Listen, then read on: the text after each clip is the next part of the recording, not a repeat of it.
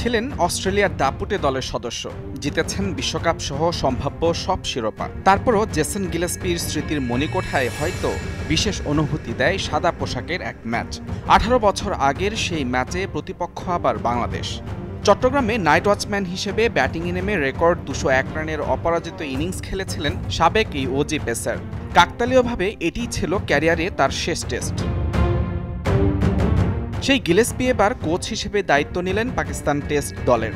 নিজের প্রথম অ্যাসাইনমেন্টে প্রতিপক্ষ হিসেবে পাচ্ছেন সেই বাংলাদেশকেই। তাই তো সংবাদ সম্মেলনে ভেসে এলো বাংলাদেশের বিপক্ষে 18 বছর আগে করা 201 রানের সেই অপরাজিত ইনিংসের কথা।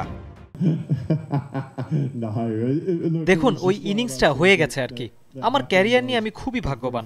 10 বছর টেস্ট ক্রিকেট খেলেছি, আমার জন্য বিরাট অর্জন।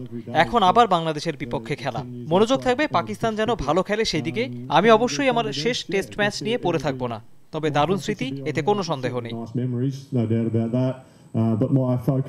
আগামী 21 আগস্ট রাওয়ালপিন্ডিতে শুরু হবে বাংলাদেশ পাকিস্তান সিরিজের প্রথম টেস্ট। 30 জুলাই করাচিতে হবে দ্বিতীয় টেস্ট।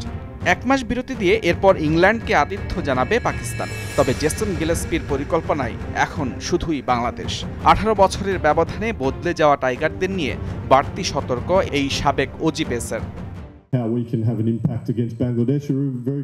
আমার সব ভাবনা এখন পাকিস্তান দলকে নিয়ে। দলের পারফরমেন্সে ইতিবাচক প্রভাব ফেলার চেষ্টা থাকবে। তবে বাংলাদেশ খুব ভালো দল, প্রতিপক্ষ নিয়ে যেভাবে বিশ্লেষণ করা দরকার আমরা তা করব।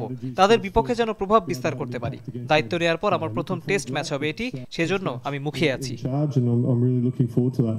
গিলেস্পি তার ক্যারিয়ারের ইতি টানলেও কোচ হয়ে ফিরছেন সেই বাংলাদেশের বিপক্ষেই। এখন দেখার অপেক্ষা 18 বছর আগে তার সেই ইনিংসের জবাব বাংলাদেশ কিভাবে দেয়। মুজামিন তারেক, যমুনা স্পোর্টস।